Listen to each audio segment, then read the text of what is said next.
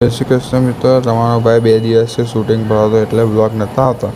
પણ આજે તો આપણે કચ્છકડા જેવા તૈયાર થઈને નીકળી ગયા હતા કોલેજ જવા માટે બસ સ્ટેશન. અને ત્યાંથી આપણે જઈશું કોલેજ. પહોંચી ગયા હતા આપણે બસ સ્ટેશન. ત્યાંથી મળી ગઈ હતી આપણને એસીવાળી કચ્છકડા જેવી બસ. ત્યાં બેસીને આપણે નીકળી ગયા હતા સ્ટેશન જવા. અને પછી પહોંચી ગયા હતા આપણે સ્ટેશન. તો હવે આપણે જઈશું કોલેજ. આપણે પહોંચી ગયા હતા કોલેજ ને હવે તમારો ભાઈ જશે ભણવા માટે. તો મળીએ આપણે રિસેસમાં. હું પાછા નીકળી ગયા હતા પણ કાઠા વળીને આવવાનું હતું વ્લોગમાં. પણ અશ્વિનભાઈ તો આવી ગયા હતા ચશ્મા પહેરીને વ્લોગમાં. તો મળીએ મિત્રો આપણે લેબમાં. હવે પછી મિત્રો આપણે પહોંચી ગયા હતા કોમ્પ્યુટરની એસીવાળી લેબમાં. અને આપણે હતા નૈતિકભાઈ તેમને લીધા વ્લોગમાં. અને પછી બધાને જોયા તો પોતપોતાના ઓફિસ પર બેઠા હોય એમ બેઠા હતા. પણ ખેર પછી કોમ્પ્યુટરની લેબ જ. પછી પોતાને આપણે પહોંચી ગયા હતા કેમિકલની લેબમાં.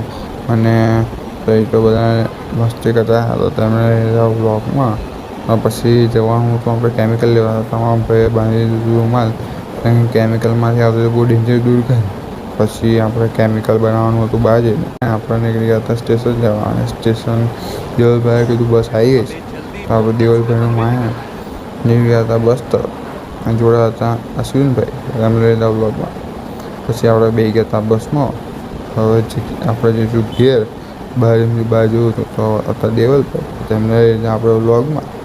પછી હવે આપણે પહોંચી જઈશું ઘેર. મિત્રો આપણે આજે હતો તો શનિવાર. તો આપણે જઈશું હનુમાન દાદાના મંદિરે. તો મળીએ મિત્રો કાલના નવા વ્લોગમાં.